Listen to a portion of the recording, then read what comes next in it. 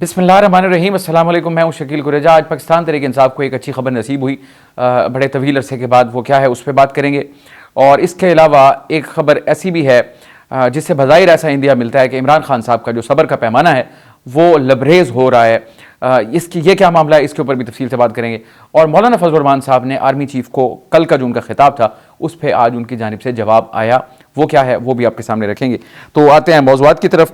एक ज़िमनी खबर, पाकिस्तान जो है वो उसका मिशन चांद की तरफ रवाना हो गया। ज़मीनी हालात तो आपके सामने हैं और अब हम चांद की तरफ सफ़र कर रहे हैं, खुदा खैर करे। बहरहाल ये पाकिस्तान के लिए एक बड़ी ये लाटिन नोट पे बात थी, पाकिस्तान के लिए बड़ी खुशाइन बात है कि हमारा जो वो खलाई मिशन है वो चांद पे पहुँचे और ये हमारी अचीवमेंट होगी। जो भी उससे होगा वो आपको आगाह करेंगे। बहरहाल अब आते हैं वापस ज़मीन के ऊपर। ज़मीनी सूरत हाल ये है कि पाकिस्तान तहरीक इंसाफ के लिए अच्छी खबर ये बनी कि उनकी एक दरख्वास्त थी सुप्रीम कोर्ट के अंदर, बेसिकली वो अपील है, उसका आपको पस मंज़र दे देता हूँ कि वो मखसूस नशिस्तों का मामला था। इलेक्शन कमीशन ने पाकिस्तान तहरीक इंसाफ को महरूम किया। उस फैसले को पाकिस्तान तहरीक इंसाफ ने पेशावर हाई कोर्ट में चैलेंज किया और पेशावर हाई कोर्ट ने भी तहरीक इंसाफ को महरूम किया। तो पेशावर हाई कोर्ट का जो फैसला था उसके खिलाफ अपील सुप्रीम कोर्ट में दायर की गई पाकिस्तान तहरीक इंसाफ की जानिब से, और वो अपील लग नहीं रही थी। और इमरान खान साहब मुतअद्दिद बार और पाकिस्तान तहरीक इंसाफ वो कई मरतबा मुतालबा कर चुके थे कि खुदारा हमारी जो अपीलें हैं, जो हमारे केसेस हैं, उनको समाअत के लिए मुकर्रर करें। आज बिलाखिर वो समाअत के लिए मुकर्रर हो गई और उसमें 3 रुकनी बेंच जो है वो तश्कील दिया गया।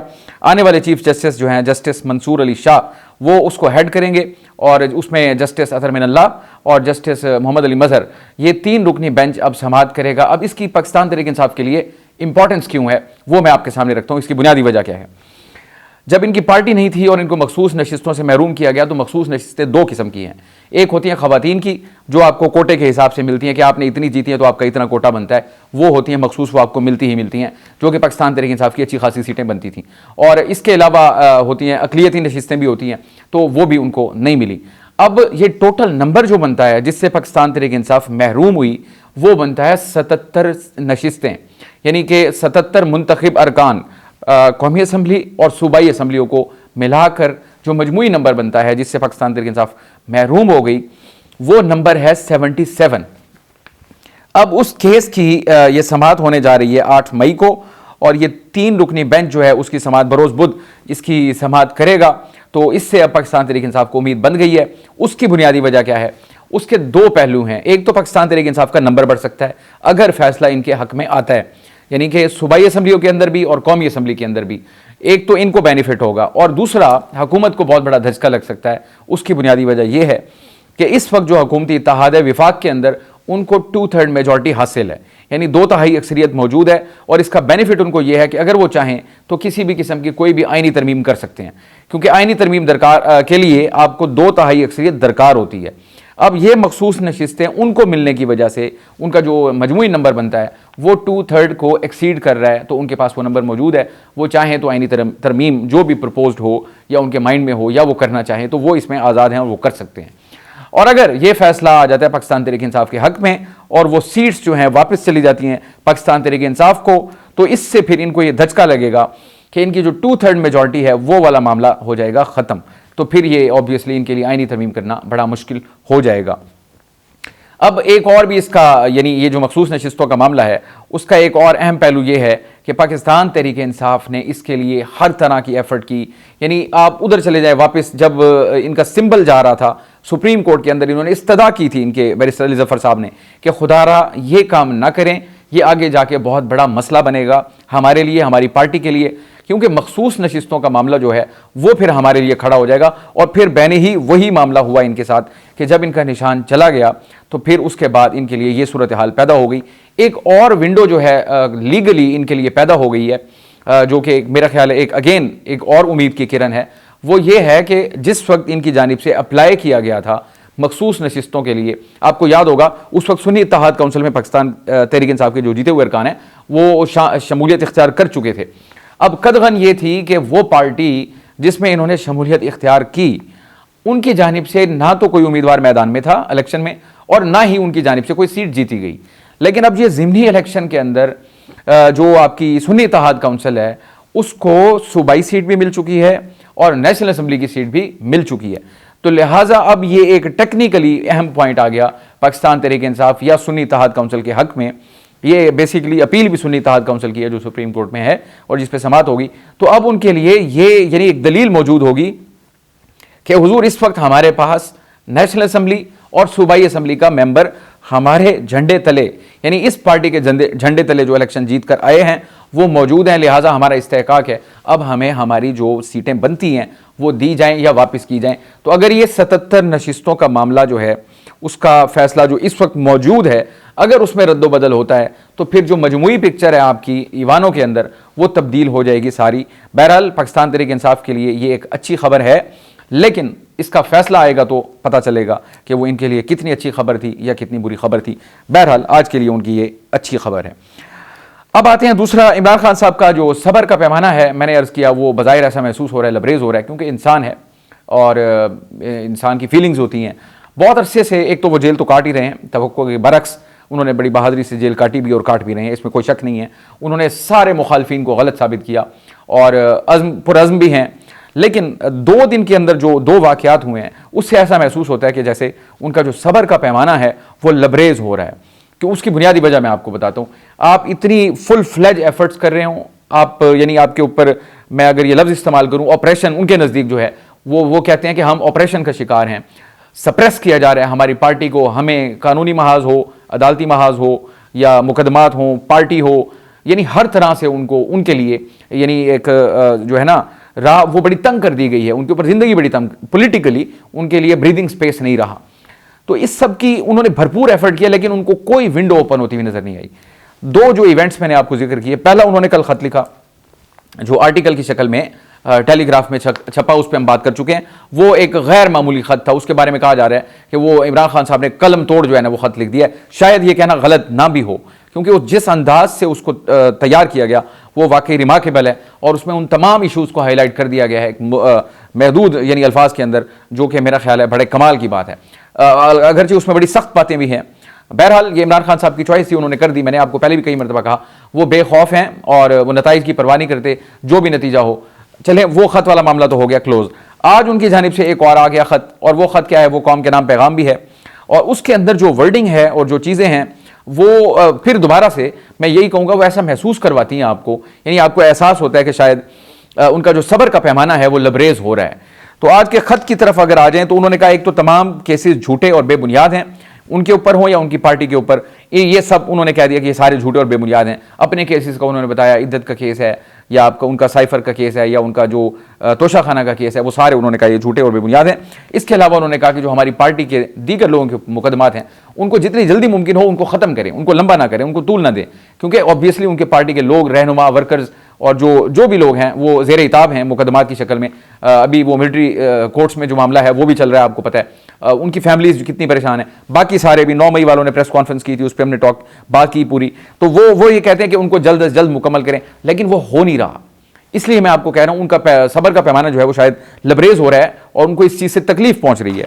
दूसरी चीज़ उन्होंने चीफ जस्टिस के हवाले से कहा कि काजी फाइज ईसा ने बयान दिया, ये जो आपको याद है 6 जजेस के खत वाले मामले में जो समाअत हुई, तो उसमें काजी साहब ने कहा, चीफ जस्टिस काजी फाइज ईसा साहब ने, कि मेरे ऊपर कोई दबाव नहीं है।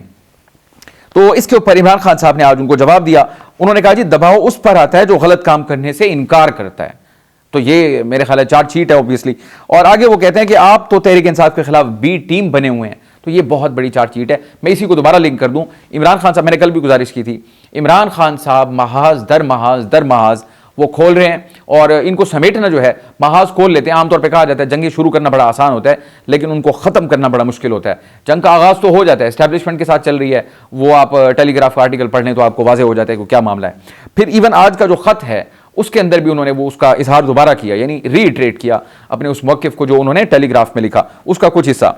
अब वो चीफ जस्टिस साहब को कह रहे हैं कि आप तहरीक इंसाफ के खिलाफ बी टीम बने हुए हैं, मुल्क का चीफ जस्टिस है वो, तो आप एक नया फ्रंट खोल रहे हैं। तनकीद पहले भी करते हैं लेकिन अब तहरीरी तौर पर उनका खत आ गया। और इसके अलावा फिर इन्होंने वो याद दहानी करवाई कि आपने बल्ले का निशान भी इंतखाबी हमसे छीना, लेवल प्लेइंग फील्ड भी नहीं दी। और इसके अलावा उन्होंने 9 मई के हवाले से बात की। सो बहुत सारी चीज़ें हैं। हमारी पटिशन 25 मई वाली 2023 वाली ज़ेर इल्तवा है जो आज तक मुकर्रर नहीं हुई। इवन इन्होंने इसका भी कहा, मखसूस नशिस्तों वाला इस खत में लिखा है कि हमारी वो समात भी आप मुकर्रर नहीं कर रहे। तो ये उन्होंने इस हवाले से भी कहा। फिर सुप्रीम कोर्ट के हवाले से उन्होंने कहा कि नजरिया ज़रूरत फिर से जिंदा हो गया है। यानी आपको याद है वो नजरिया ज़रूरत की तारीख है पुरानी, जब पहली मरतबा मार्शल लॉ को यानी उन्होंने वो इंडोर्स कर दिया था अदालत ने, जस्टिस मुनीर ने। तो ये उसका उन्होंने हवाला दे दिया कि जनाब आपने उस नजरिया ज़रूरत को दोबारा जिंदा कर दिया है। इसके अलावा वो कहते हैं, अब ये बात भी बड़ी इंपॉर्टेंट है उनकी, वो ये कहते हैं वक्त आ गया है कि सुप्रीम कोर्ट के जजेस भी हाई कोर्ट के जजेस की तरह खड़े हो जाएं और गलत फैसलों से इनकार कर दें। यह बड़ी खतरनाक बात है। खतरनाक बात इसलिए है कि आप इसको क्या कहते हैं, इसको कहा जाता है अपराइजिंग, यानी अपराइजिंग, या मैं एक और लफ्ज इस्तेमाल कर लूं, रिबेलियन कर दें।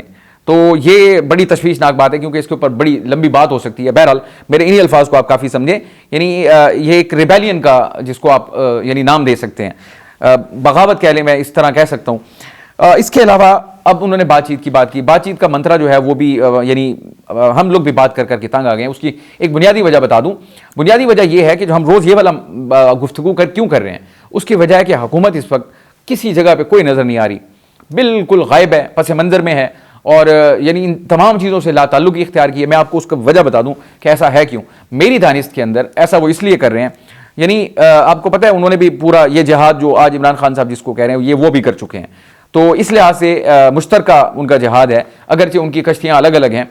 तो अब ये जो हुकूमत है, इत्तेहाद है, जो जिन्होंने चार्टर ऑफ डेमोक्रेसी भी किया हुआ था, तो अब वो ये चाह रहे हैं, उनकी सोच ये है कि जिनकी ये प्रोडक्ट थी उनके मुताबिक, यानी उनका इंप्रेशन ये है, जिन्होंने इनको यानी इनके गुबारे में हवा भरी, इनको बनाया और इनको संवारा, वो इनको डील करें, वो इनको संभालें। तो यानी उन्होंने अपने आप को एक किस्म का लाताल्लुक किया हुआ है इस पूरी चीज़ से। ना उनकी कोई टॉक होती है, ना उनका कोई जवाब आता है, उनकी सब चीज़ें, ट्विटर भी खामोश, प्रेस कॉन्फ्रेंसेस भी कोई नहीं, एक चीज़ वाहिद उनके पास है और वो है डिलीवरी। उसकी वो भरपूर कोशिश कर रहे हैं अपने तौर पर, क्योंकि इसके अलावा उनके पास चारा कोई नहीं है। अगर डिलीवरी ना हुई तो यहाँ पे जिसको कहते हैं ना, we are heading towards a perfect storm. Imran Khan साहब तैयार हैं, मौलाना साहब ने भी आंच बढ़ा दी है, मैं उस पर आता हूँ। तो ये हुकूमत जो है वो इसलिए पस मंजर में है, वो चाहते हैं वो जाने और वो जाने, इसलिए उन्होंने अपने आप को लाताल्लुक रखा हुआ है। अब आ जाते हैं वापस मुज़ाकरात के ऊपर दोबारा। एक तो इमरान खान साहब को उधर से जवाब कोई नहीं आ रहा, बहुत कोशिशें हो रही हैं। कोशिश से मतलब यह है कि रोज़ इस पे बात होती है। इवन आज भी बैरिस्टर गौहर ने कहा, उन्होंने कहा जी हमें अभी तक कोई मुज़ाकरात का पैगाम नहीं मिला, कोई गुफ्तगू ऐसी सामने नहीं आई। ये रोज़ाना की बुनियाद पर उनकी तरफ से ये बात आती है। इमरान खान साहब ने कमेटी भी बना दी, सारा कुछ कर दिया। अब इमरान खान साहब एक स्टेप फर्दर चले गए हैं, अभी उधर से जवाब मौसूल नहीं हो रहा और इमरान खान साहब ने उस पर कंडीशंस लगा दी हैं। वो कहते हैं मैं बात के लिए बिल्कुल तैयार हूँ, मैं बात करूँगा, और बात अपने मुखालफीन से होती है। ज़रा कॉनोटेशन को समझें, मुखालफीन से होती है।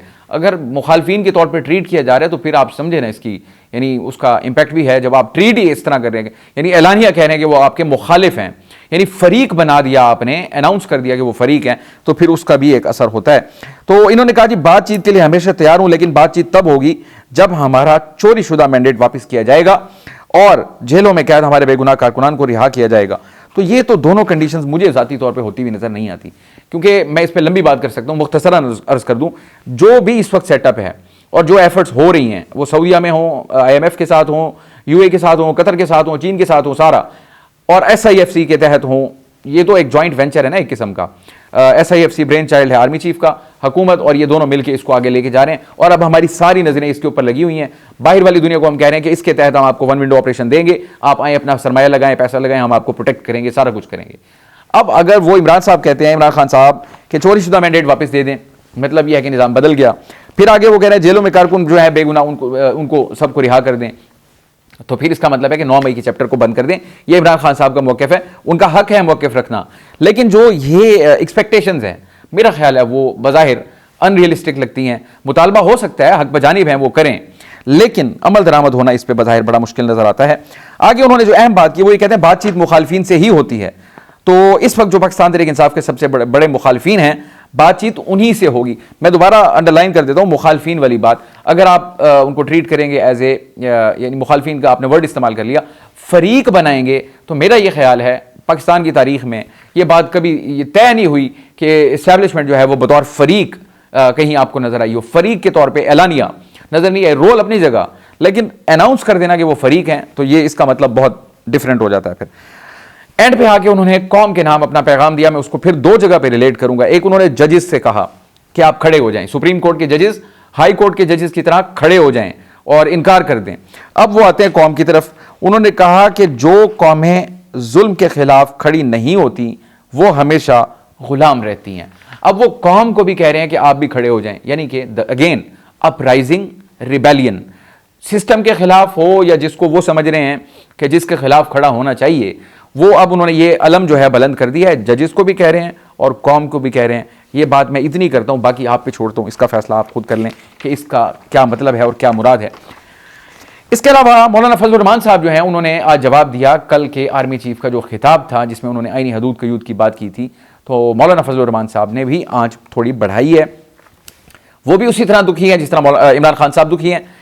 उसूली तौर पे उनका मौक़िफ़ सेम है, कश्ती अलग अलग है। हो सकता है आने वाले कुछ अरसे में अभी कुछ बयानात का सिलसिला एक दूसरे की तरफ चल रहा है, उसकी वजह से वो नहीं सेटल हो पा रहा, लेकिन हो सकता है वो आगे नजर आ जाए। तो मौलाना फजलुर रहमान ने कहा कि मुल्क को ठीक करो और दोबारा इलेक्शन कराओ, वरना अवामी समंदर मैदान में आने के लिए तैयार है। और मुझे यकीन है, यहां उनका जवाब शुरू होता है, मुझे यकीन है आप अपने इख्तियारात की हदूद को जानते हैं, लेकिन आप तजावुज़ करते हैं, वो कई गुना ज्यादा होता है। थोड़ी आंच मौलाना साहब ने बढ़ा दी। जवाब देना इटसेल्फ एक मैसेज है।